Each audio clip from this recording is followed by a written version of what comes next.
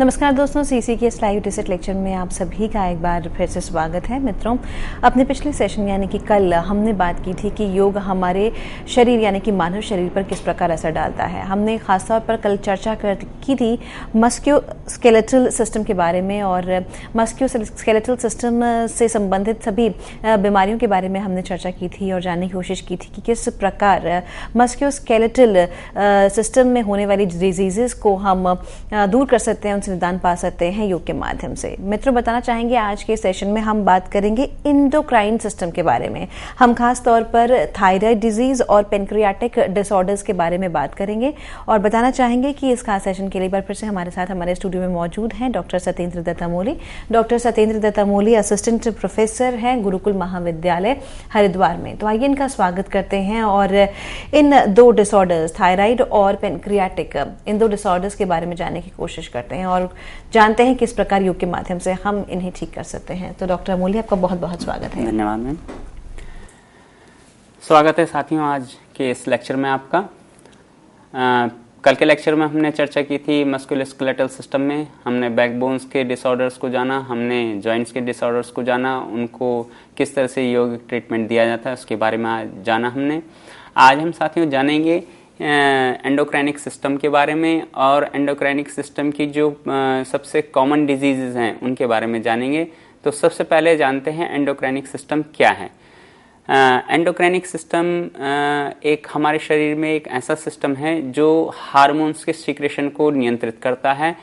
Hormones क्या हैं? Hormones एक तरह का प्रेरक तत्व है, उत्प्रेरक कहलाते हैं। ये हमारे शारीरिक वृद्धि, हमारे मसल्स डेवलपमेंट को, बोन्स डेवलपमेंट को, इंटरनल ऑर्गन्स के डेवलपमेंट को या फिर हमारे इमोशंस के डेवलपमेंट को नियंत्रित करते हैं। हमने कल के लेक्चर में जब हम सिस्टम्स के बारे में डिस्कस कर रहे थे तो उसमें हमने समझा था कि हमारे शरीर में कुछ जो एंडोक्राइनिक ग्लैंड्स हैं वो किस किस तरह से काम करते हैं। तो जो हमारे शरीर का जो सबसे प्रधान एंडोक्राइनिक ग्लैंड्स है, जो जिसको हम मास्टर ग्लैंड कहते हैं, वो है पिट्यूटरी ग्लैंड। ये पिट्यूटरी ग्लैंड बाकी सभी जो हमारी इंटरनल डक्टलेस ग्लैंड है या एंडोक्राइन ग्लैंड्स हैं उनको नियंत्रित करता है। ये हमारे मस्तिष्क में स्थित होता है। उसी के साथ एक ग्लैंड होता है पीनियल ग्लैंड, ये भी हमारे मस्तिष्क में होता है। हमारे उसके बाद हमारे गले में होती है थायराइड और पैराथायराइड, दो ग्लैंड्स होते हैं। उसके बाद हमारे चेस्ट पे होता है थाइमस और फिर हमारे एब्डोमिनल जो हमारा डाइजेस्टिव सिस्टम है उससे जुड़ा हुआ होता है पैनक्रियाज और फिर हमारे जो किडनीज हैं उनसे जुड़ा हुआ होता है एड्रिनल ग्लैंड। तो ये जो सिस्टम्स हैं, ये जो ग्रंथियां हैं, ये हमारे इमोशंस को, हमारे बॉडी डेवलपमेंट को, हमारे मेंटल डेवलपमेंट को पूरी तरह से नियंत्रित करते हैं। आज हम यहाँ पर केवल दो एंडोक्राइनिक ग्लैंड्स की बात करेंगे। एक तो है थायराइड और दूसरा है पैनक्रियाज। पहले सेशन में हम बात करेंगे थायराइड ग्लैंड पर, इससे कौन कौन से हार्मोन्स का सीक्रेशन होता है और ये थायराइड जो ग्लैंड है ये क्या काम करता है, इससे जो हार्मोन्स निकलते हैं वो क्या काम करते हैं और कौन सी मेजर डिजीजेस इसमें होती हैं और उनको किस तरह से योग के द्वारा ट्रीटमेंट दिया जा सकता है। तो चलिए समझते हैं। तो सबसे पहले थायराइडिक डिसऑर्डर्स की हम बात करते हैं। थायराइड हमारे गले में एक ग्रंथि होती है जिसको हम थायराइड कहते हैं। एच आकार की एक ग्रंथि है। इस ग्रंथि से दो हार्मोन्स का सीक्रेशन होता है, T3 और T4, ट्राईआइडोथायरोनिन और थायरॉक्सिन। दो हार्मोन इससे सीक्रेशन होता है जो हमारे शरीर के मेटाबॉलिज्म रेट को कंट्रोल करते हैं। T3 और T4 को कंट्रोल करने के लिए हमारे पिट्यूटरी ग्लैंड से एक हार्मोन्स का सीक्रेशन होता है TSH, थायराइड स्टिमुलेटिंग हार्मोन, जो कि जिसके बढ़ने या घटने का प्रभाव जो है हमारे थायराइड ग्लैंड्स पर पड़ता है। अगर पिट्यूटरी ग्लैंड से जो हार्मोन्स का सीक्रेशन अगर कम होता है या ज़्यादा होता है तो उसका सीधा असर हमारे थायराइड सिस्टम पर पड़ता है। थायराइड से जो थायरॉक्सिन और ट्राईआइडोथायरोनिन 2 हार्मोन निकलते हैं, उससे हमारा मेटाबॉलिज्म जो है वो कंट्रोल होता है। मेटाबॉलिज्म 2 चीज़ों से मिलकर बनता है, एक होता है एनाबॉलिज्म और एक होता है कैटाबॉलिज्म। एनाबॉलिज्म है हमारे शरीर में जो सेल्स का डेवलपमेंट है, सेल्स का बनना, वो एनाबॉलिज्म कहलाता है। और कैटाबॉलिज्म कहलाता है हमारे शरीर में सेल्स का टूटना। हम जो काम करते हैं उसमें हमारे सेल्स टूटते हैं, हम जो भोजन ग्रहण करते हैं उससे हमारे सेल्स बनते हैं, या हम जो पोषक तत्वों को अपने शरीर में स्थापित करते हैं, ग्रहण करते हैं, उससे हमारे सेल्स का डेवलपमेंट होता है।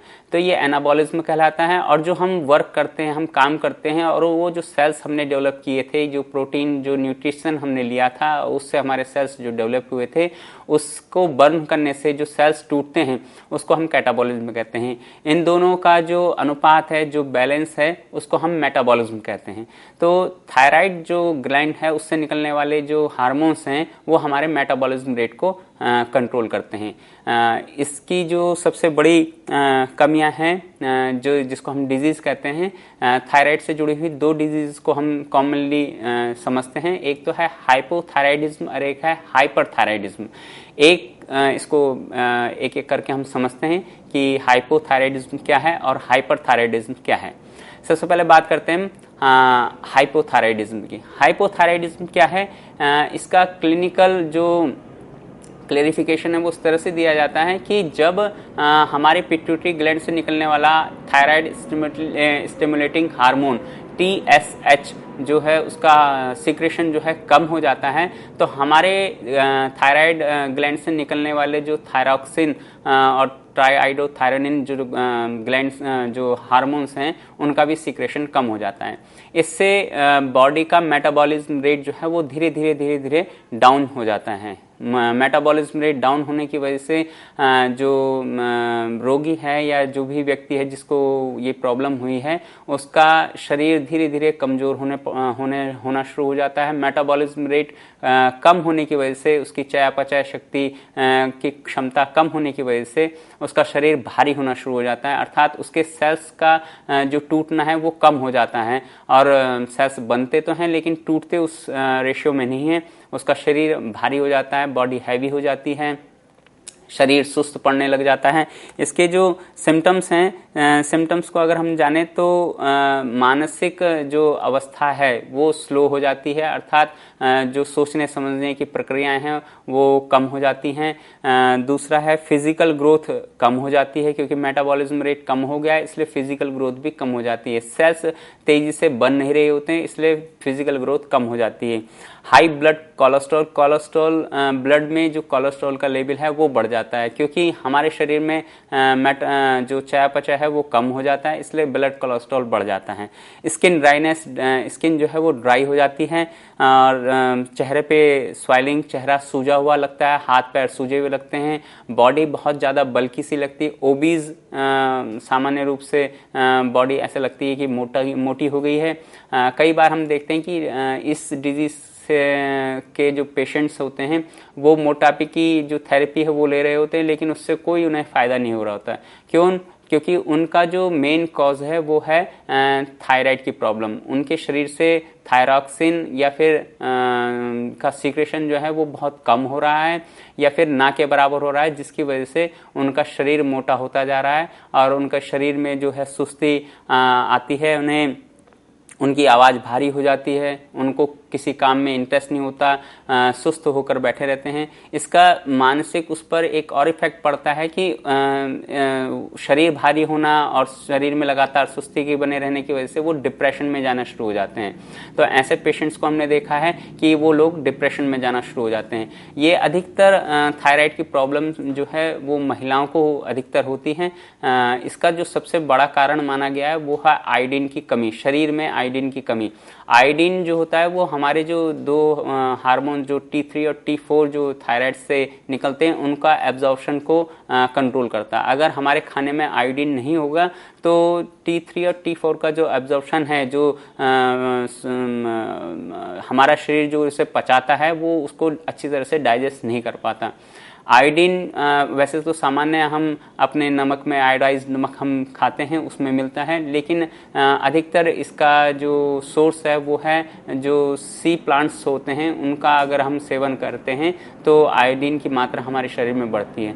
सामान्य रूप से फलों में भी आयोडीन को बताया जाता है कि फलों में भी आयोडीन की कुछ मात्रा होती है, लेकिन जो अच्छा सोर्स है वो सी प्लांट्स जो हैं उनका जो खाने में अगर यूज़ किया जाए तो वैसे सामान्य रूप से आयोडाइज जो नमक होता है उसी का हम यूज़ अधिकतर आयोडीन की कमी वाले पेशेंट्स को कराते हैं। इसके जो सामान्य जो अवस्थाएं हैं वो दूसरी जो अवस्था है उसको हम कहते हैं हाइपरथायराइडिज्म। हाइपरथायराइडिज्म क्या है? हाइपरथायराइडिज्म में चयापचय जो शक्ति है वो बढ़ जाती है, अर्थात मेटाबॉलिक रेट जो है वो बढ़ जाता है। हम इसका ठीक उलट अभी हम बात कर रहे थे हाइपोथायराइडिज्म की, उसका ठीक उल्टा इफेक्ट पड़ता है हाइपरथायराइडिज्म में। अर्थात जब मेटाबॉलिक रेट बढ़ जाता है तो क्या होता है, शरीर सुस्त में उत्तेजना बढ़ जाती है, शरीर दुबला पतला होना शुरू हो जाता है, आंखें अंदर की ओर धस जाती हैं, बाहर की ओर निकलना, आंखों के नीचे डार्क सर्किल आ जाते हैं, आंखों के नीचे गड्ढे पड़ जाते हैं, आंखें बाहर की ओर निकली हुई दिखाई देती हैं। आदमी जो इसका पेशेंट जो होते हैं वो कमज़ोर, उनको कमजोरी फीलिंग होती है, हाथों में कंपन, शरीर उनको लगातार ऐसा लगता है कि उनको फीवर है, हालांकि फीवर नहीं होता, लेकिन मेटाबॉलिज्म रेट बहुत ज़्यादा होने की वजह से उनको ऐसा महसूस होता है कि हीटनेस फील होती है, हीटिंग फील होती है कि उनका शरीर लगातार गर्म बना हुआ है। उनकी हार्ट बीट बहुत ज़्यादा बढ़ी होती हैं, उनको चिड़चिड़ापन बहुत ज़्यादा होता है। हमने देखा है कि इस जो ये डिजीज़ है इसके पेशेंट्स जो हैं बहुत चिड़चिड़े होते हैं। चिड़चिड़े होने की वजह से उनका जो सोशल कनेक्शन है वो भी कट जाता है। सोशल कनेक्शन कटने की वजह से बहुत ज़्यादा स्ट्रेस फील करते हैं, बहुत ज़्यादा तनाव में रहते हैं, उनकी जो सामाजिक संरचना है वो उससे विघटित होना शुरू हो जाते हैं। इन पेशेंट्स, ये जो दोनों तरह के पेशेंट्स हमने अभी बात करी, हमने हाइपोथायराइडिज्म और हाइपरथायराइडिज्म, इसकी अब हम बात करते हैं कि ये इसका ट्रीटमेंट क्या है, किस तरह से इसको हम ट्रीट करेंगे। तो सबसे पहले जानते हैं हम यौगिक ट्रीटमेंट में इसका सबसे बेस्ट थेरेपी हम क्या देते हैं। तो सबसे पहले बात करते हैं हम षटकर्म पे। ये गले की से संबंधित रोग मानकर हम चलते हैं, या गले का अगर हम कुछ एक्सरसाइजेस कराएं तो उससे इसको हम मानते हैं कि बहुत अच्छा इसका इफेक्ट पड़ता है। तो इसलिए हम सबसे पहले हम इसमें कुंजल वगैरह हम कराते हैं, जिससे कि उसका जो थ्रॉटल एरिया है उसकी सफाई हो जाए, वहाँ से जो कफ का सीक्रेशन जो बहुत ज़्यादा या बहुत कम था वो प्रॉपर बैलेंस्ड हो जाए, तो हम उसमें कुंजल कराते हैं। बाकी ENT से जुड़े हुए जो हम षटकर्म है, नेति है, जल नेति है, उसको कराया जाता है, जिससे कि कफ की मात्रा कम हो जाए, जो उसका रेस्पिरेटरी सिस्टम है या थ्रॉटल एरिया है उससे कफ की मात्रा कम हो जाए। उसके साथ साथ इसमें हम कपालभाति का भी प्रयोग करते हैं षटकर्मों में, जिससे कि उसके जो थ्रॉटल एरिया है उस पर उसका इफेक्ट पड़ता है। थ्रॉटल एरिया का की मसल्स जो हैं वो स्ट्रांग बनती हैं कपालभाति से। कपालभाति का भी हम प्रयोग कराते हैं। उसके बाद अगर हम आसनों की पे हम चर्चा करें तो आसनों में हम ऐसे आसनों को ज़्यादातर हम इस डिजीज़ में कराते हैं जिसका कि सीधे गले पर इफेक्ट पड़ता है, जिसमें सबसे अच्छा हम कराते हैं मत्स्यासन कराते हैं, सर्वांगासन कराते हैं, विपरीत करणी मुद्रा कराते हैं, या फिर हम जालंधर बंद का उपयोग इसमें हम कराते हैं, जिसका कि डायरेक्ट इफेक्ट हमारे थ्रॉटल एरिया पे पड़ता है। इससे जो थायराइड से जो हार्मोन्स का सीक्रेशन है वो उसको तुरंत उस पर इफेक्ट पड़ता है। और हमने ये देखा है कि 10 से 15 दिन तक अगर रेगुलर इन चीज़ों का अभ्यास किया जाए, जो गले का अभ्यास है उसको रेगुलर किया जाए, तो उसका असर बहुत तेज़ी से पड़ना शुरू होता है। बहुत लंबा अगर कोई पेशेंट है, बहुत लंबे टाइम से अगर वो इस चीज़ को वो कर रहा है और ऊपर से वो थायराइड की स्टिमुलेटिंग हार्मोन्स की जो पिल्स होते हैं, जो गोलियां होती हैं, वो ले रहा है, तो उसको थोड़ा सा टाइम लग सकता है इसको कवर अप करने में। लेकिन एक अगर प्राइमरी स्टेज में कोई पेशेंट है तो उसका हम इफेक्ट देखते हैं 10 से 15 दिनों में बहुत तेज़ी से इफेक्ट पड़ना शुरू होता है।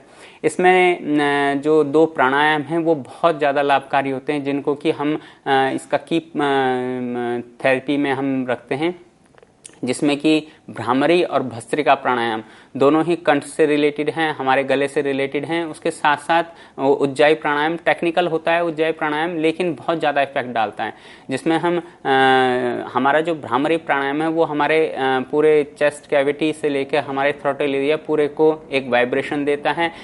हमारे थायराइड से निकलने वाले जो हार्मोन्स हैं उनको डायरेक्ट इफेक्ट डालता है उस पर। दूसरा हमने बात करी भस्त्रिका प्राणायाम की। भस्त्रिका प्राणायाम भी हमारे गले पर सीधे डायरेक्ट इफेक्ट डालता है, उसका भी अच्छा प्रभाव हमने देखा है।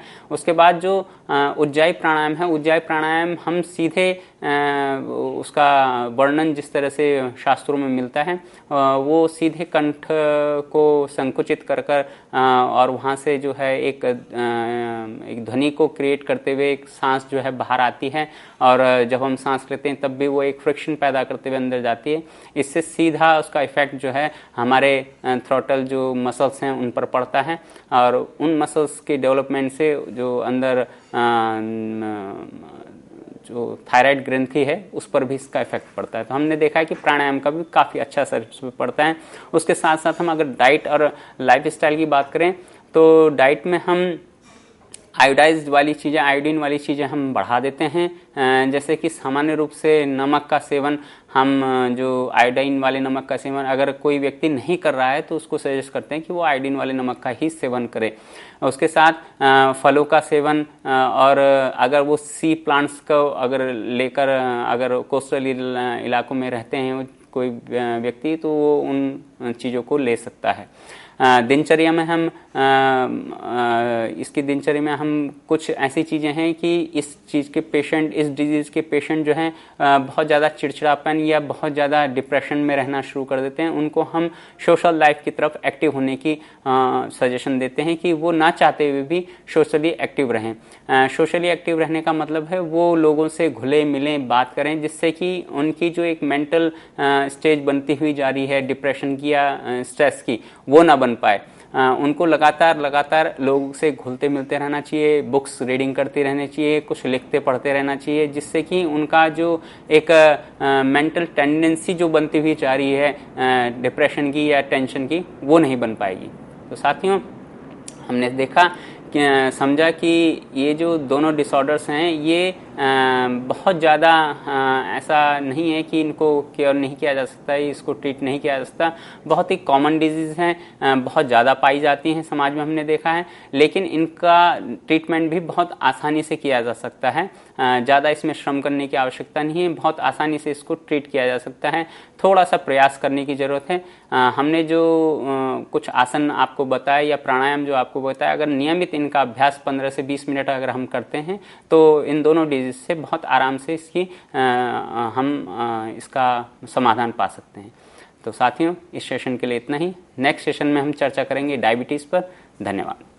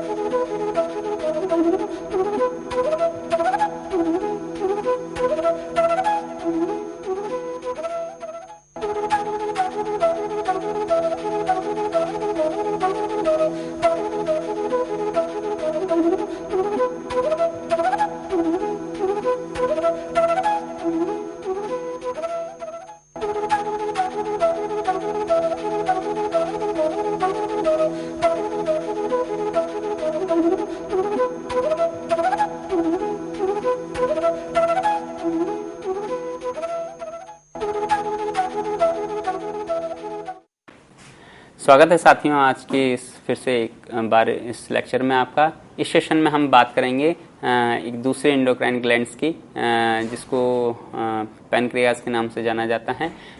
इसके बारे में हम जानेंगे, इसकी फंक्शनिंग के बारे में जानेंगे, साथ ही जानेंगे कि इससे होने वाली जो मेजर प्रॉब्लम है जो समाज में बहुत ज़्यादा पॉपुलर है वो कौन सी है, उसका योग्य ट्रीटमेंट किस तरह से किया जा सकता है। तो पहले जानते हैं हम पैनक्रियाज के बारे में कि पैनक्रियाज क्या है। पैनक्रियाज एक ग्रंथि है हमारे शरीर में जो हमारे डाइजेस्ट सिस्टम से जुड़ी हुई है। इस ग्रंथि को डक्टलेस और डक्ट ग्रैंड दोनों तरह से माना जाता है। इसमें से जो हार्मोन्स का सीक्रेशन होता है वो डक्टलेस तरीके से होता है, लेकिन इससे कुछ जूसेस निकलते हैं जिनको हम डाइजेस्टिव जूसेस बोलते हैं, जो कि हमारे लीवर में जाकर गिरते हैं और लीवर से ड्यूडेनम में हमारे खाने को डाइजेस्ट करते हैं, जो कि डक्ट के द्वारा जाते हैं, डक्ट के थ्रू जाते हैं। तो वो डक्ट ग्लैंड भी है और डक्टलेस ग्लैंड भी है। तो दोनों तरह से ये पैनक्रियाज काम करता है। पैनक्रियाज से दो हार्मोन्स का सीक्रेशन होता है, एक है ग्लूकेगॉन और एक है इंसुलिन। दोनों का अपना अपना कार्य है। हमारा जो शरीर है, जब हम भोजन ग्रहण करते हैं तो हमारा शरीर जो है उसको अलग अलग पार्ट्स में डिवाइड कर देता है। प्रोटीन अलग, फैट अलग, विटामिन्स अलग और मिनरल्स अलग, सबको चीज़ों को अलग अलग डिवाइड कर देता है। इसी सेशन में एक चीज़ को डिवाइड करता है वो कार्बोहाइड्रेट। कार्बोहाइड्रेट हमारे शरीर का 60 to 70% हमारा शरीर जो ऊर्जा ग्रहण करता है वो कार्बोहाइड्रेट के ही थ्रू करता है।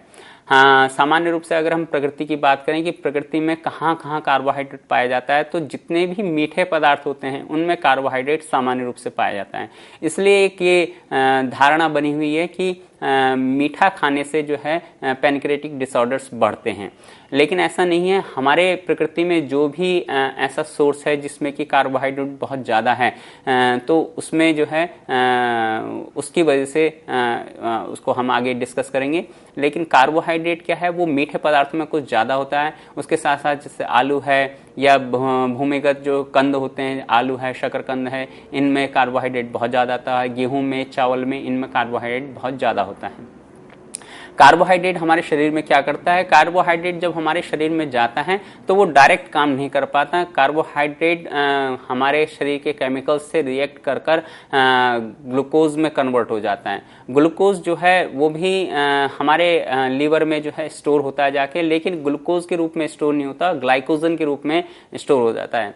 तो ग्लूकोज को ग्लाइकोजन में कन्वर्ट करने का काम करता है ग्लूकेगॉन, जो कि पैनक्रियाज से सीक्रेट होने वाला एक हार्मोन है ग्लूकेगॉन। वो क्या करता है, वो शरीर के जो हमने खाना खाया था, जो हमें ग्लूकोज मिला था, उस ग्लूकोज को ग्लाइकोजन में कन्वर्ट करके हमारे लीवर में स्टोर कर देता है।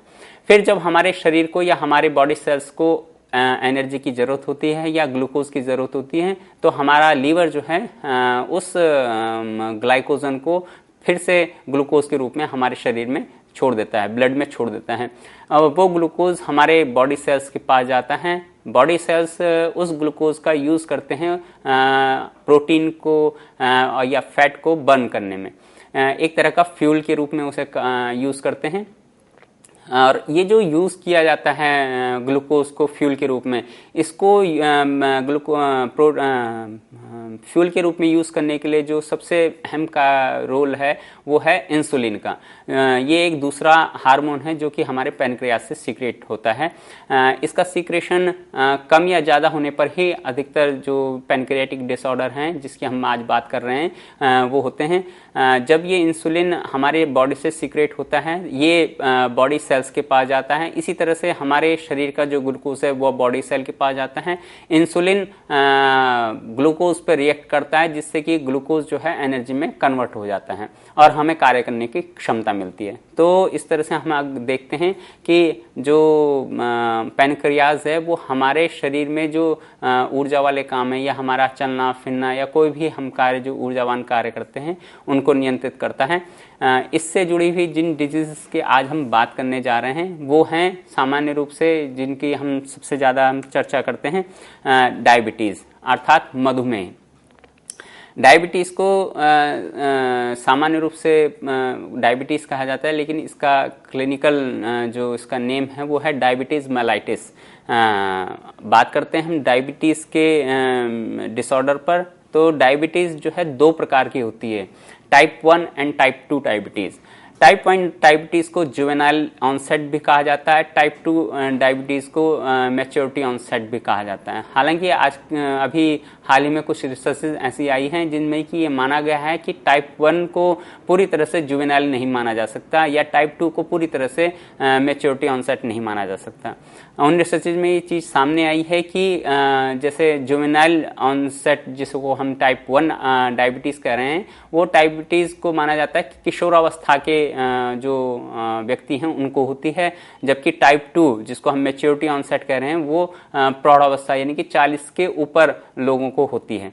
लेकिन नई क्लिनिकल रिसर्चेज में ये साबित हुआ है कि टाइप 2 डायबिटीज़ जो है वो किशोरावस्था के लोगों में भी देखी गई, और इसी तरह से जुवेनाइल टाइप 1 डायबिटीज़ जो है वो प्रौढ़ावस्था के लोगों में भी प्रायः देखी जाती है। तो अब इस धारणा को धीरे धीरे चेंज किया जा रहा है कि टाइप 1 डायबिटीज़ केवल जुवेनाइल है या टाइप 2 डायबिटीज़ केवल मैच्योरिटी ऑनसेट है। लेकिन एक सामान्य अवधारणा अभी भी बनी हुई है कि टाइप 1 डायबिटीज़ जो है वो जुवेनाइल ऑनसेट होती है। समझते हैं कि टाइप 1 और टाइप 2 डायबिटीज़ में क्या डिफरेंस होता है, क्या इसका अंतर है, और ये शरीर में किस तरह से प्रभाव डालती है, ये शरीर के लिए कितनी घातक है। सबसे पहले बात करते हैं जुवेनाइल ऑनसेट की या टाइप 1 की। टाइप 1 डायबिटीज़ को एक दूसरा नाम भी दिया जाता है इंसुलिन डिपेंडेंट डायबिटीज़ मेलाइटिस। इसमें क्या होता है कि शरीर में इंसुलिन की मात्रा होती ही नहीं है या बन ही नहीं पाता, शरीर जो है इंसुलिन को प्रोड्यूस कर ही नहीं पाता है। शरीर जब इंसुलिन को प्रोड्यूस नहीं कर पाता है तो जो टाइप 1 डायबिटीज़ के पेशेंट्स होते हैं उनको बाहर से इंसुलिन इंजेक्ट करनी पड़ती है, इंसुलिन के इंजेक्शन लेने पड़ते हैं, तब जाके उनके शरीर में इंसुलिन बन पाता है और वो अपना प्रॉपर काम कर पाता है। इसका सबसे बड़ा जो कारण है इंसुलिन का न बनने का वो होता है ये ऑटो इम्यून सिस्टम से जुड़ी हुई डिजीज़ है। इसमें हमारा इम्यून सिस्टम क्या करता है, वो गलती से हमारे ही अपने ही किसी ऑर्गन पर अटैक करना शुरू कर देता है, हमारा खुद का इम्यून सिस्टम।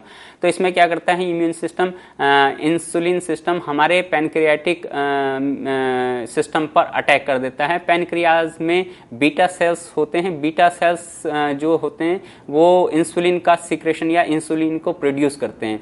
हमारा इम्यून सिस्टम क्या करता है, वो पैनक्रियाज के बीटा सेल पर अटैक कर देता है और बीटा सेल को डिस्ट्रॉय करना शुरू कर देता है, जिससे कि शरीर में इंसुलिन की मात्रा बन ही नहीं पाती, इंसुलिन प्रोड्यूस हो ही नहीं पाता है। ये अवस्था जो है बहुत छोटे बच्चे से लेके और 20-25 साल तक 30 साल तक के आदमी को हो सकती है। इस अवस्था के पेशेंट जो है बहुत कम पाए जाते हैं। इन लोगों को अलग से इंसुलिन के इंजेक्शन लेने पड़ते हैं, तब जाके इनके शरीर में इंसुलिन की आपूर्ति हो पाती है। अगर हम बात करें टाइप 2 डायबिटीज़ की तो इसको कहते हैं non insulin dependent diabetes mellitus, अर्थात ये इसमें इसका जो पेशेंट होता है, इस डिजीज़ का जो पेशेंट होता है उनको इंसुलिन की आवश्यकता नहीं होती है। वो सामान्य रूप से जो डायबिटीज़ की गोलियां आती हैं या अपने डाइट में थोड़ा सा चेंज कर उसको कंट्रोल किया जा सकता है। इसमें और पहले वाली में जो अगर हम बात करें इसमें से कौन सी ज़्यादा घातक है या शरीर के लिए ज़्यादा नुकसानदेह है, वो टाइप 1 डायबिटीज़ को ज़्यादा घातक माना गया है, क्योंकि अगर इमरजेंसी में शरीर में इंसुलिन की कमी हो गई है और इंसुलिन नहीं मिल पाता है तो जो पेशेंट्स हैं वो उनका शरीर जो है वो काम नहीं कर पाता है।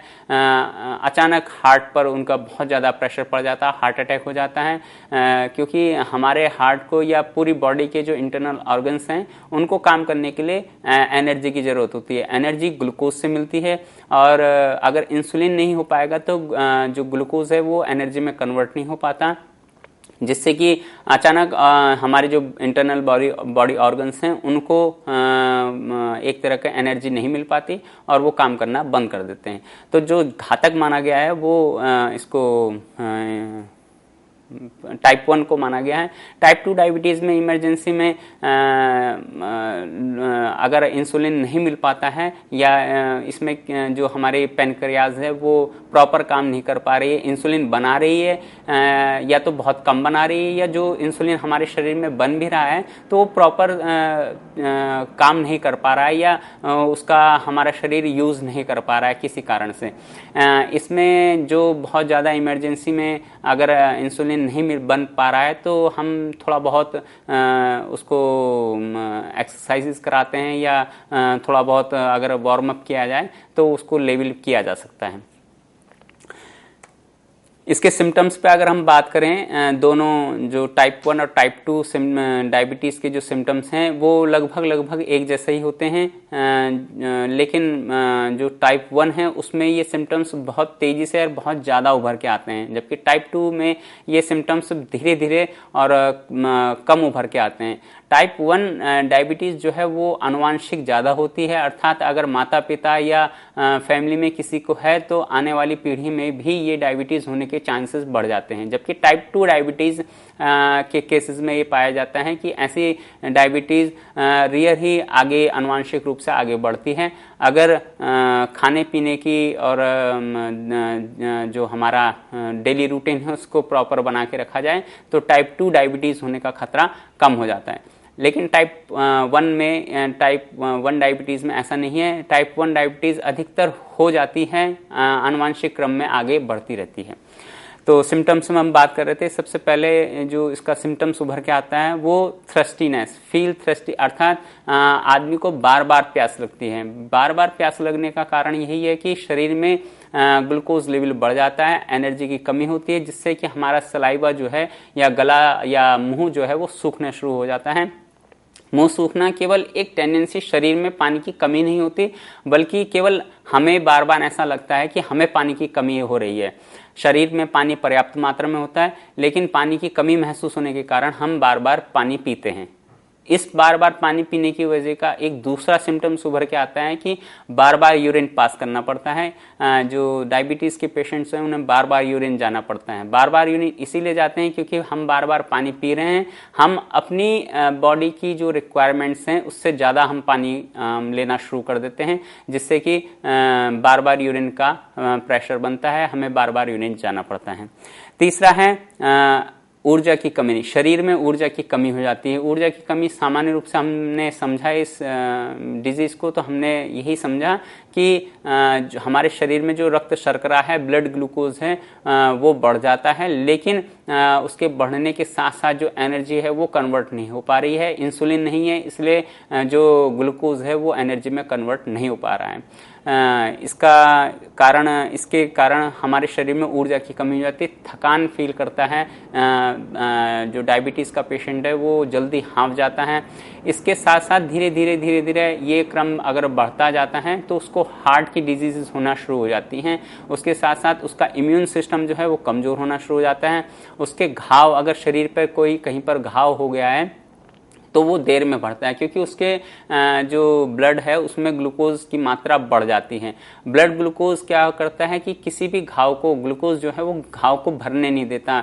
जो इम्यून सिस्टम है उसको बहुत ज़्यादा लड़ना पड़ता है, उसको बाहर के इन्फेक्शन से भी लड़ना पड़ता है और ब्लड ग्लूकोज से भी लड़ना पड़ता है, जिसकी वजह से हमारा इम्यून सिस्टम धीरे धीरे कमज़ोर होना शुरू हो जाता है। तो हम देखते हैं प्रायः इस डिजीज़ के लोगों में और तरह की जो वीकनेसेस हैं या और तरह की डिजीज हैं वो उनका बढ़ना शुरू हो जाता है, जिसमें कि हार्ट डिजीज हैं, ब्लड प्रेशर है, ब्लड प्रेशर बढ़ना शुरू हो जाता है। उसके साथ साथ हाथ पैरों में कंपन शुरू हो जाता है, हाथ पैरों में स्वेलिंग आनी शुरू हो जाती है। पैरों का अगर कोई घाव है तो उसको ठीक होने में बहुत ज़्यादा समय लग जाता है। कई बार तो जो डायबिटीज़ के पेशेंट होते हैं, बहुत ज़्यादा अगर उन्हें डायबिटीज़ है तो उनके शरीर में पैरों का घाव इतना ज़्यादा बढ़ जाता है कि गैंग्रीन हो जाती है। गैंग्रीन होने की वजह से उनके पैर को शरीर से अलग करना पड़ जाता है।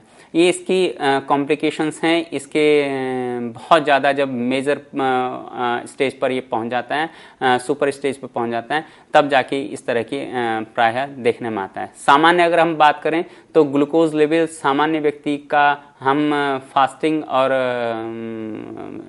खाना खाने के पहले और खाना खाने के बाद दो तरह से हम ग्लूकोज के लेवल को टेस्ट करते हैं। खाना खाने के लगभग 2 घंटे के बाद हमारे शरीर में जो खाने का एब्जॉर्प्शन होता है वो शुरू होता है और उससे हमारे शरीर में ग्लूकोज का सीक्रेशन शुरू हो जाता है या ग्लूकोज का लेवल बढ़ जाता है। तो सामान्य अवस्था में देखते हैं कि 70 to 100 के बीच का जो लेवल है उसको सामान्य माना जाता है। फास्ट और खाना खाने के बाद 120 से 140 को सामान्य माना जाता है। इसके ऊपर अगर ब्लड का ग्लूकोज लेवल जाता है, फास्टिंग का अगर 100 से ऊपर जाता है, अगर हमने खाना नहीं खाया है और हमारा ग्लूकोज लेवल 120 से ऊपर है, तो ये माना जाता है कि शायद ग्लूकोज की या डायबिटीज की प्रॉब्लम जो है वो शुरू हो रही है। इसी तरह से अगर फास्टिंग में 140 से ऊपर जाता है तो ये माना जाता है कि डायबिटीज की प्रॉब्लम शुरू हो रही है। और ये जब इंक्रीज होकर 200-250 तक चला जाता है तो ये माना जाता है कि बहुत ज़्यादा सीरियस कंडीशन में पेशेंट पहुंच गया है। उस कंडीशन में अधिकतर हार्ट पे प्रेशर आना शुरू हो जाता है, एंजाइना पेन होना शुरू हो जाएगा, ब्लड जो प्रेशर है वो बहुत ज़्यादा राइज हो जाएगा, शरीर हाँफना शुरू कर देता है, बहुत ज़्यादा पसीना आना शुरू हो जाता है, हाथ पैर कांपने शुरू कर देते हैं, आदमी को बेहोशी आने शुरू हो जाती है या फिर पैरालिसिस का अटैक पड़ जाता है। इसी क्रम में हम देखते हैं डेजीनेस बढ़ जाती है, शरीर में सुस्ती आएगी, काम करने की इच्छा नहीं होगी, शरीर बैठा रहेगा, आदमी काम नहीं कर पाता। इसका जो प्रभाव है वो शरीर पर वो ये पड़ता है कि शरीर धीरे धीरे ओबीज मोटा होना शुरू हो जाता है, भारीपन शुरू हो जाता है शरीर। अब ये भारीपन जो है हम पहले भी इस बात को करते हुए आ रहे हैं कि जब हमारा शरीर बहुत ज़्यादा भारी हो जाता है, बॉडी हैवी हो जाती है, तो हम कोई काम नहीं कर पाते, तो हम सोशली एक्टिव नहीं हो पाते, फंक्शन को अटेंड नहीं कर पाते, लोगों के बीच में बैठकर चर्चाएं नहीं कर पाते, बातचीत नहीं कर पाते, अपने मन की बात को, अपने अंदर की फीलिंग्स को दूसरों को नहीं बता पाते या इमोशंस को कंट्रोल नहीं कर पाते, हमारा मानसिक विकास रुक जाता है। इसकी वजह से आदमी डिप्रेशन में और स्ट्रेस में आना शुरू हो जाता है। तो ये भी पाया जाता है कि जो डायबिटीज के पेशेंट है वो डिप्रेसिव या स्ट्रेस की स्टेज में जाना शुरू हो जाते हैं। कई बार ये भी देखा गया है कि जो बहुत ज़्यादा डिप्रेशन में या बहुत ज़्यादा स्ट्रेस में है उनको भी डायबिटीज, इसकी चर्चा हम अगले टॉपिक पर करेंगे। इसमें एक कारण ये भी है कि हम या तो बहुत ज़्यादा खा रहे होते हैं डायबिटीज़ में या बहुत कम खा रहे होते हैं, क्योंकि हमारा ग्लूकोज लेवल बहुत ज़्यादा बढ़ जाता है, एनर्जी हमारे शरीर को नहीं मिल पा रही है, तो हमें ऐसा लगता है कि हमारे शरीर में कमजोरी है, वीकनेस है। उसकी वजह से कई बार हमने पेशेंट को देखा है कि वो बहुत ज़्यादा खा रहे होते हैं, स्नैक्स वगैरह बहुत ज़्यादा ले रहे होते हैं, हैवी कैलोरीज की डाइट, उनको कैलोरीज कम लेनी चाहिए लेकिन फिर भी वो कैलोरीज को ज़्यादा ले रहे होते हैं। जैसे सामान्य अवधारणा है कि मीठा खाने से डायबिटीज होती है, लेकिन मीठा खाने से केवल डायबिटीज नहीं होती। आप कोई भी कैलोरी वाली चीज लेंगे, हैवी कैलोरी वाली चीज लेंगे, चाहे वो सॉल्टेड ही क्यों नहीं है, उसमें आपको आपके शरीर में कैलोरीज जाएंगी और आपको प्रॉब्लम होगी। जैसे सामान्य रूप से लोग क्या करते हैं कि चिप्स का सेवन करते हैं, फ्राइड चिप्स का सेवन करते हैं। चिप्स में बहुत ज़्यादा आलू है, आलू में बहुत ज़्यादा कैलोरीज होती हैं, बहुत ज़्यादा कार्बोहाइड्रेट होता है, वो हमारे शरीर में जाता है और हमारे कैलोरीज को बढ़ा देता है। सामान्य लोग सोचते हैं कि चिप्स तो नमकीन है, नमकीन से तो कोई ऐसी दिक्कत नहीं होगी, लेकिन नमकीन खाने में अगर आप कार्बोहाइड्रेट ज़्यादा ले रहे हैं तो वो भी प्रॉब्लम क्रिएट करता है। तो इस तरह से हम देखते हैं कि बहुत ज़्यादा हैवी डाइट लेने की वजह से आदमी का वजन बढ़ना शुरू हो जाता है। वजन बढ़ता है तो बाकी और प्रॉब्लम्स जो हैं आपस में कोरिलेट करते करते करते करते आदमी को पूरी तरह से सामाजिक और मानसिक रूप से तोड़ देती हैं। तीसरा एक अगला इसमें जो इसका जो सिम्टम है वो उभर के आता है, आँखों का विज़न जो है वो कमज़ोर होना शुरू हो जाता है। तो इसमें आँखें जो हैं ब्लर होनी शुरू हो जाती हैं, हमारा विज़न जो है वो ब्लर होना शुरू हो जाता है, हमारे को साफ नहीं दिखता, बहुत ज़्यादा रोशनी में धुंधलापन दिखाई देता है। जब इस हाइपर ग्लूकोज का लेवल बहुत ज़्यादा बढ़ जाता है शरीर में तो धुंधलापन शुरू हो जाता है। विज़न जो है, दिन का विज़न बिल्कुल ब्लर होना शुरू हो जाता है, धुंधला धुंधला दिखता है, लाइटिंग में धुंधला धुंधला दिखना शुरू हो जाता है। उसकी वजह से आंखें कमज़ोर होना शुरू होती हैं। कई बार जो पेशेंट्स जिनको लंबे टाइम से डायबिटीज़ की प्रॉब्लम होती है, आईसाइट पूरी तरह से उनकी लॉस हो जाती है, विज़न लॉस हो जाता है, जिसकी वजह से उनको और तरह की भी प्रॉब्लम होनी शुरू हो जाती हैं। इसमें इसी के जो सिम्टम्स हैं उसमें हमने अभी बात करी थी कि हार्ट पर प्रेशर पड़ता है। इसका हम डायबिटीज़ में जो हम अगर डेथ कॉज ढूंढें कि डायबिटीज़ का डेथ कॉज क्या है, तो डेथ कॉज में डायबिटीज़ ना होकर डेथ कॉज होता है जो सामने आता है वो या तो हार्ट फेलियर था या हाई ब्लड प्रेशर राइज कर गया था, ब्लड प्रेशर बहुत ज़्यादा राइज कर गया था, वो देखा जाता है। तो इसमें जो हमारे ब्लड की कॉर्नरी आर्टरीज होती हैं उनकी फंक्शनिंग कमज़ोर हो जाती है, वो काम करना बंद कर देती, स्टिफनेस बढ़ जाती है, बॉडी में आर्टरीज में स्टिफनेस बढ़ जाती है, उनमें उनका जो लचीलापन था वो पूरी तरह से ख़त्म हो जाता है। इस तरह से उनमें ब्लॉकेजेस आ जाती हैं। ब्लॉकेजेस आने की वजह से कॉर्नरी आर्टरी डिजीज़, जो हार्ट डिजीज़ है, कॉर्नरी आर्टरी ब्लॉक हो जाती है और हमारा हार्ट काम करना बंद हो जाता है। धीरे धीरे एंजाइना पेन होता है, एंजाइना पेन बढ़कर पूरी तरह से हार्ट डिजीज में कन्वर्ट हो जाता है।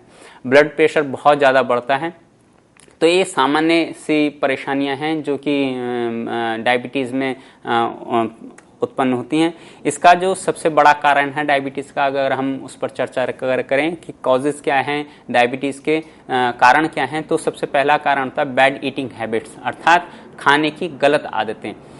सबसे पहले हम समझते हैं, हमने अभी अपने डिस्कशन में यही हमने पाया कि हमारे शरीर में जब ग्लूकोज की मात्रा बहुत ज़्यादा हो जाती है तो ये परेशानी होती है। जबकि इसका कारण क्या है, इंसुलिन के सीक्रेशन का कम हो जाना या इंसुलिन के सीक्रेशन का पूरी तरह से बंद हो जाना। लेकिन ये डिपेंड कब करता है, ये डिपेंड करता है हमारे खाने से। अगर हम इसे कोरिलेट करें, इसको जोड़ें, तो हम ये देखते हैं कि भले ही हमारे शरीर से इंसुलिन कम निकल रहा है, लेकिन अगर हम कम कैलोरीज लें, कम कार्बोहाइड्रेट का सेवन करें, तो जो थोड़े बहुत मात्रा में जो इंसुलिन निकल रहा है तो वो हमारे शरीर के लिए पर्याप्त रहता है। लेकिन हमारे खाने की गलत आदतें जो हैं, इस जो ये बैलेंस है इसको पूरी तरह से ख़त्म कर देती हैं। जिन लोगों को टाइप 1 डायबिटीज़ है उन लोगों को अलग तरह की परेशानी होती है। वो अगर खाएं या ना भी खाएं तब भी उनका इंसुलिन बिल्कुल नहीं बन रहा होता। उनको तो इंसुलिन ऊपर से लेने की, इंजेक्शन के द्वारा इंसुलिन को लेने की आवश्यकता है ही। लेकिन जिन लोगों को टाइप 2 डायबिटीज़ है, अगर वो अपने डाइट में कंट्रोल रखें, खाने को कंट्रोल कर दें, तो अपने आप ही उनको ट्रीट किया जा सकता, अपने आप ही वो अपना ट्रीटमेंट कर सकते हैं। तो इसकी जो खाने की आदतें, उसमें हम केवल ये नहीं कह रहे हैं कि खाने की आदत, खाने कौन सा खाना ज़्यादा खा रहे हैं, यानी कि बहुत ज़्यादा कार्बोहाइड्रेट वाली चीज़ें उनको नहीं खानी चाहिए। दूसरा, वो रेशे वाली चीज़ों को, जो रफेज़ हैं, उनको बहुत कम खा रहे होते हैं, इसकी वजह से भी डायबिटीज़ होती है। तीसरा, खाने में अनियमितता, अर्थात खाने की कोई टाइमिंग नहीं होती। हमारी बॉडी मैकेनिज्म में ये बहुत अच्छी चीज़ है कि हम जो खाना खाते हैं या जो हम सिस्टम में डाल रहे हैं वो कब डाइजेस्ट होगा, कब उसका एब्जॉर्प्शन होगा, कब वो पूरे बॉडी में कंज्यूम किया जाएगा, इसका पूरा एक टाइम होता है, इसका पूरा एक मैनेजमेंट होता है कि इतने टाइम में ये हमारे शरीर में जाएगा, इतने टाइम में इसका डाइजेशन होगा, इतने टाइम में इसका एब्जॉर्प्शन होगा, इतने टाइम में इसका कंज्यूम कर लेगी बॉडी से पूरी तरह से। तो हम क्या करते हैं, हम बिना टाइम के खाना खाते हैं। सुबह का नाश्ता है, दोपहर का लंच है, रात का ब्रेकफास्ट है, इसका हमारा कोई ऑर्डर नहीं होता, कोई नियम नहीं होता, हम जब हमारा मन करता है। आजकल हम आयुर्वेद में या हम पुराने शास्त्रों को अगर पढ़ें, उसमें हम खाने के आहार पर अगर हम डिस्कशन देखें और मॉडर्न मेडिसिन या मॉडर्न साइंस की भी अगर हम देखें, तो हम ये मान के चलते हैं कि जो हमारा सुबह का नाश्ता होता है वो हैवी होना चाहिए। और हैवी का मतलब हमें पेट भर कर नाश्ता करना चाहिए। लेकिन आजकल के रूटीन में हम देखते हैं कि सुबह का नाश्ता लोग बहुत कम मात्रा में करते हैं। थोड़ा सा नाश्ता किया और जल्दीबाजी में, क्योंकि ऑफिस के लिए लेट हो रहे होते हैं या अपने वर्क प्लेस पर जाने के लिए लेट हो रहे होते हैं, तो फटाफट 2-4 पीसेस वो लेते हैं, निवाला खाना खाया और चल दिए। इससे क्या होता है, इससे हमारा जो सुबह का ग्लूकोज लेवल है वो बहुत डाउन हो जाता है। फिर दिन में हम क्या करते हैं, दिन में हम हैवी डाइट लेते हैं, लंच टाइम पे हम हैवी डाइट लेते हैं। तो सुबह से और मॉर्निंग ब्रेकफास्ट से लेकर लंच टाइम का जो ये गैप होता है, इसमें क्या होता है, एक तो ग्लूकोज लेवल कम हो जाता है, दूसरा जो हमारे शरीर से डाइजेस्टिव जूसेस निकलने थे वो प्रॉपर निकल कर वेस्ट चले जाते हैं। हमारे शरीर से इंसुलिन तो निकला था, लेकिन अब उस इंसुलिन को काम करने के लिए शरीर में ग्लूकोज ही नहीं था, तो इंसुलिन निकला, वो वेस्ट चला गया। अब हमने दोपहर में क्या किया कि हमने हैवी डाइट ले ली, लंच ले लिया, लंच लिया तो अब इंसुलिन जो निकला वो हमारे शरीर में ग्लूकोज इतना बन गया कि उस इंसुलिन को अब वो डाइजेस्ट नहीं कर पा रहा है। इसी तरह से हम रात में देखते हैं कि रात में लोगों का जो डिनर है वो लेट नाइट करना शुरू कर दिया है। 10 बजे, 11 बजे, 12 बजे तक लोग डिनर ले रहे हैं। वो टाइम डिनर का उस समय तक हमारे शरीर जो है सुषुप्ति में चला जाता है, अर्थात सोने की ओर चला जाता है, स्लीपिंग मोड में चला जाता है। हमने बात करी थी जब सिस्टम्स को हम पढ़ा था हमने, तो हमने बात करी थी कि हमारे पिट्यूटरी ग्लैंड सूर्यास्त के समय धीरे धीरे सुषुप्ति में जाना शुरू हो जाता है, अर्थात सोने स्लीपिंग मोड में जाना शुरू हो जाता है। तो पिट्यूटरी ग्लैंड के स्लीपिंग मोड में जाते ही हमारे सारे ऑर्गन्स भी स्लीपिंग मोड में जाना शुरू हो जाते हैं। हमारे बाकी सभी जो एंडोक्राइन ग्लैंड्स हैं वो भी स्लीपिंग मोड में जाना शुरू हो जाते हैं। तो पैनक्रियाज भी स्लीपिंग मोड में जाना शुरू हो जाता है, उससे भी इंसुलिन का सिक्रेशन जो है वो कम हो जाता है। अब हम रात में हैवी डाइट अगर लेते हैं, भारी खाना अगर हम खाते हैं, हैवी प्रोटीन्स, हैवी कार्बोहाइड्रेट हम अगर लेते हैं, तो क्या होता है कि हमारे शरीर में ग्लूकोज का लेवल फिर से एकदम से बढ़ जाता है। लेकिन उस ग्लूकोज को पचाने के लिए, उस ग्लूकोज को बर्न करने के लिए हमारे पास इंसुलिन नहीं होता। तो ये जो इरेगुलर डाइटिंग हैबिट्स हैं या इरेगुलर टाइमिंग है, इसकी वजह से, या जो हम फूड ले रहे हैं उसकी इनटेक जो कैपेसिटी है वो हम कभी बहुत ज़्यादा ले रहे हैं, कभी बहुत कम ले रहे हैं। जब हमें ज़्यादा लेना चाहिए तब हम बहुत कम ले रहे होते हैं, जब हमें कम लेना चाहिए तब हम बहुत ज़्यादा ले रहे होते हैं। आयुर्वेद में एक सामान्य सिद्धांत रखा गया है कि सुबह का खाना बहुत हैवी होना चाहिए, दोपहर का खाना सुबह के खाने का आधा होना चाहिए, और रात का खाना दिन के खाने का भी आधा होना चाहिए। तो इस तरह का सिस्टम एक साइंटिफिक सिस्टम था। सुबह और रात के बीच का जो टाइम है उसमें हम लगातार वर्किंग कर रहे होते हैं, हमारे शरीर में ग्लूकोज जो पैदा हो रहा है उसका हम बराबर प्रॉपर यूज कर रहे होते हैं। तो अगर हम सुबह की डाइट में अगर हम खाना ज़्यादा लेंगे तो ग्लूकोज ज़्यादा बनेगा, उस ग्लूकोज का यूज़ हमारा शरीर जो है पूरे दिन भर करेगा। दोपहर और फिर रात के टाइम जो है ये कम टाइमिंग होती है हमारे वर्किंग की, तो उसमें हमें थोड़ा कम खाना लेना चाहिए, और रात का हमें या तो हमें फ्रूट्स लेने चाहिए, सैलेड्स लेने चाहिए, थोड़ा बहुत लिक्विड ले लेना चाहिए। उससे क्या होता है कि हम रात में कोई वर्किंग नहीं कर रहे होते, बॉडी मूवमेंट नहीं हो रहा था, हम खा पी के सीधे सोने के लिए जाते हैं। तो और खाने और सोने के बीच में भी आजकल हमने देखा कि बहुत कम गैप होता है, जिससे कि खाना सही से डाइजेस्ट नहीं हो पाता, इंसुलिन प्रॉपर काम नहीं कर पाता। तो उस समय जो है रात के खाने के समय भी हमें अपने डाइट को कंट्रोल रखना चाहिए, कम से कम खाना रात में खाना चाहिए। उसके साथ साथ एक प्रिंसिपल और डाइट पे हम देखते हैं कि डाइट का जो प्रिंसिपल है वो है पेट भर के ना खाकर हमारे पेट का 1/2 जो है वो जो सॉलिड चीज़ें हम ले रहे होते हैं वो लें, और फिर 1/4 जो है हम लिक्विड लें, और 1/4 को खाली छोड़ दें।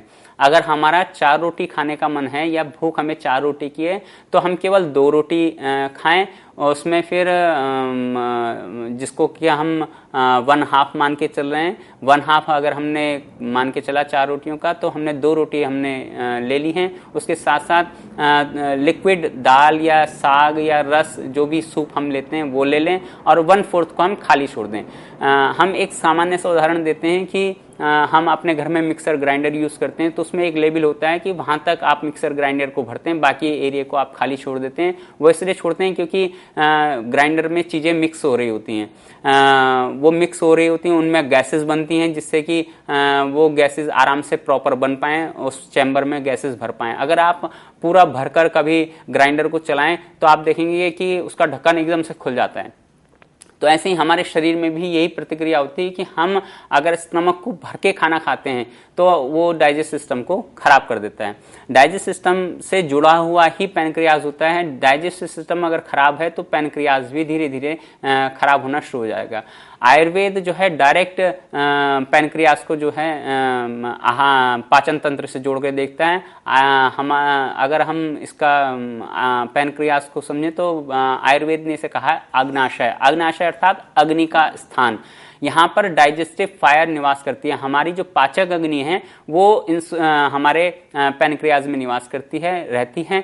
हमारा जो खाने का पाचन है पूरी तरह से कंट्रोल होता है हमारे पैनक्रियाज से। तो इस तरह से हम जो खाने की हमारी बैड हैबिट्स हैं उनको हमें कंट्रोल करना पड़ता है। दूसरा इसका जो कारण है डायबिटीज होने का वो है लेक ऑफ एक्सरसाइजेज, अर्थात एक्सरसाइजेस की कमी, बॉडी मूवमेंट कम हो जाता है। जब हम अपना बॉडी मूवमेंट कम रखते हैं तो क्या होता है कि बॉडी मूवमेंट कम होने से हमारा ग्लूकोज बर्न नहीं हो पाता, लगातार ब्लड में ग्लूकोज बना रहता है, वो बर्न नहीं हो पा रहा है।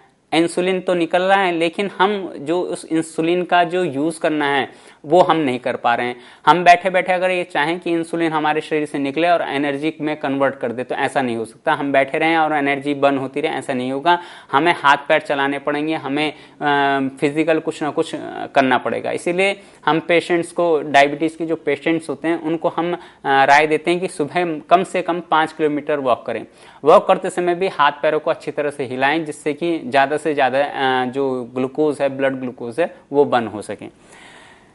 तीसरा जो कारण है इसका डायबिटीज होने का वो है मेंटल स्ट्रेस। मेंटल स्ट्रेस में हमने मानसिक तनाव, जब हम पिछले हमने सेशंस लिए थे तो उसमें हमने बात करी थी स्ट्रेस के बारे में। तो स्ट्रेस जो होता है वो आपके शारीरिक, मानसिक और सामाजिक पूरी तरह से आपको डिस्ट्रॉय कर देता है, खत्म कर देता है।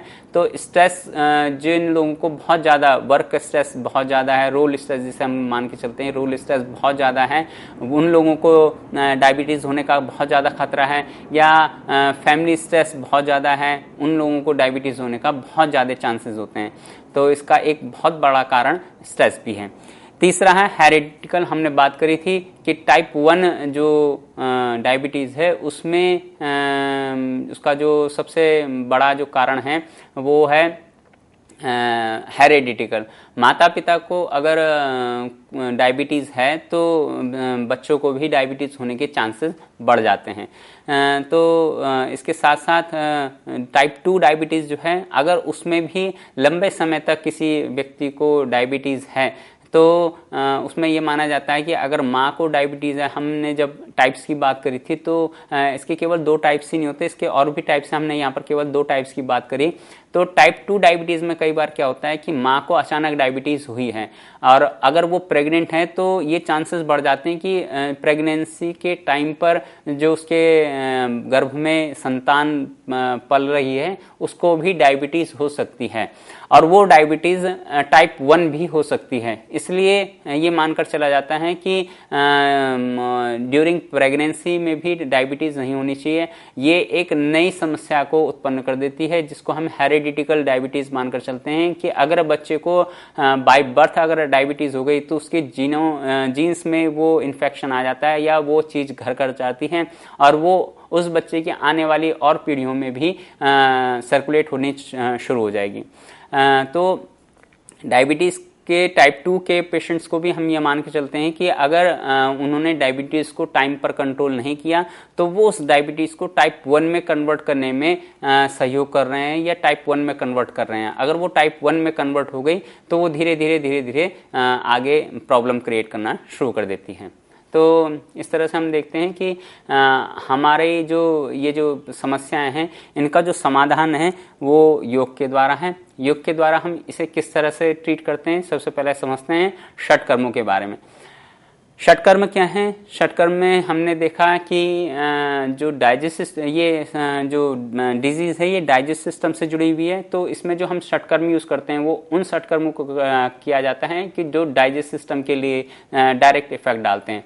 तो इसमें हम कुंजल का सबसे पहले प्रयोग करते हैं जिसमें हम पानी पिलाकर उसको वोमिट कराते हैं जिससे कि अंदर जो एक्स्ट्रा ग्लूकोज जो जमा है या फिर हमारे स्टमक में जो एक्स्ट्रा डाइजेस्टिव जूसेस जो जमा हैं वो धीरे धीरे बाहर आने शुरू हो जाते हैं।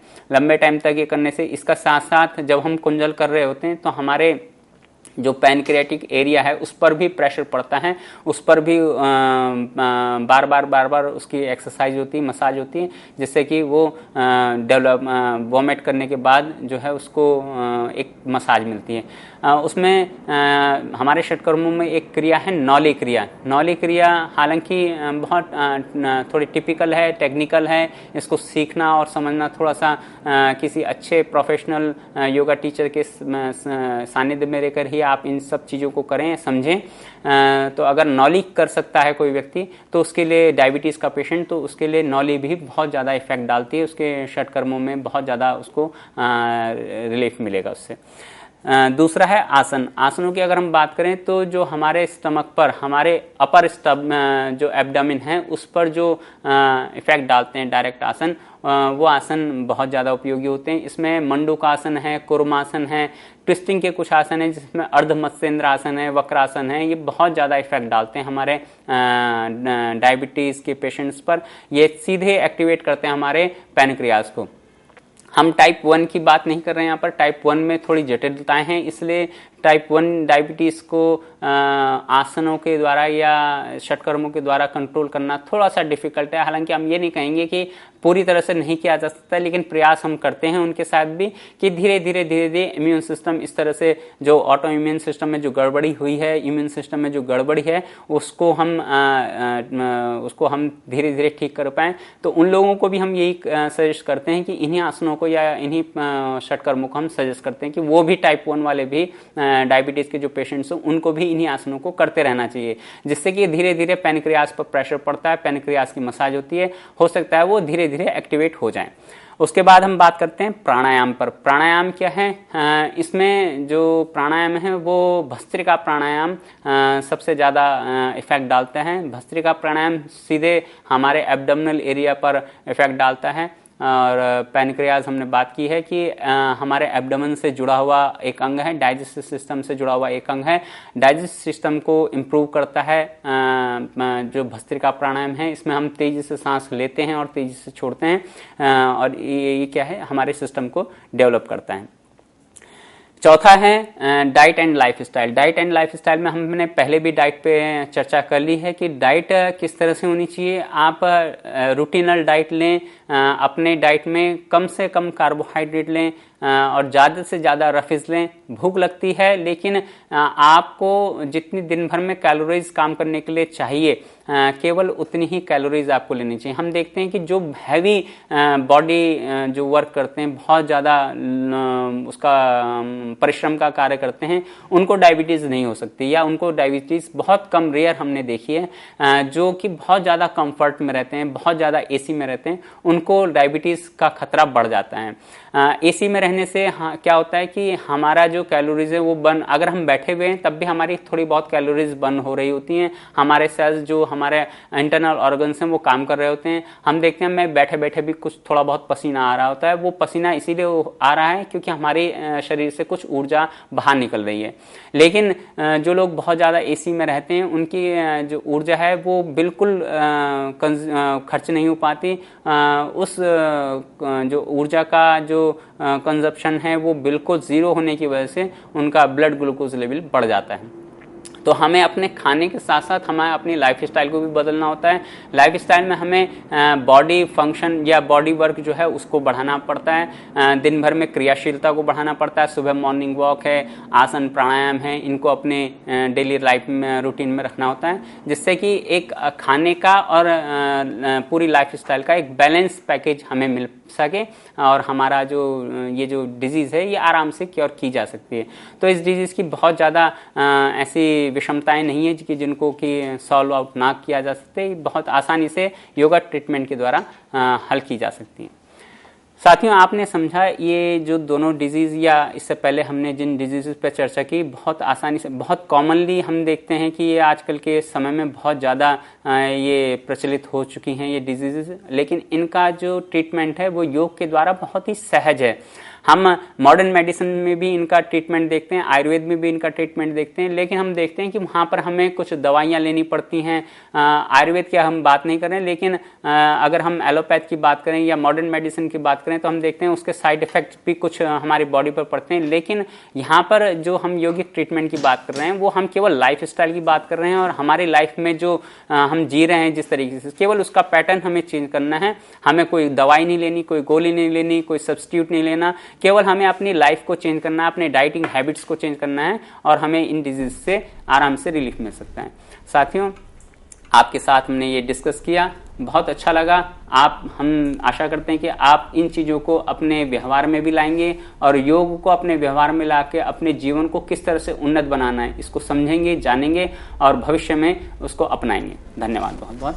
इसी के साथ हम धन्यवाद देना चाहते हैं डॉक्टर सत्येंद्र तमोली जी का, और हम यही चाहते हैं कि इनके द्वारा जितने भी लेक्चर्स यहाँ पर दिए गए हैं, जितने भी लेक्चर्स में उन्होंने व्याख्या दी है, आप जरूर इन लेक्चर्स को देखें और उसके उपरांत आपके मन में कोई भी जिज्ञासा हो तो आप जरूर हमें लिख भेजें। हमारी मेल ID है info.cc@nic.in या फिर आप सीधे डॉक्टर सत्येंद्र तमोली जी से भी संपर्क कर सकते हैं। और हम यही चाहेंगे कि जो लेक्चर्स आपके लिए आयोजित किए गए हैं इनसे आप लाभ प्राप्त जरूर करें, क्योंकि हमारा मकसद आपको योग विषय में जानकारी देना तो है ही, जिससे कि आप योग विषय को अपना एक करियर चुन सके। साथ ही साथ आपके लिए हम एक स्वास्थ्यवर्धक जीवन की कामना करते हैं। तो निरंतर योग करें और इसको अपनी जिंदगी में शामिल करें, यही हम कहना चाहेंगे। आप सभी से हम फिर मिलेंगे अपने अगले सेशन में। तब तक के लिए आप सभी को नमस्कार।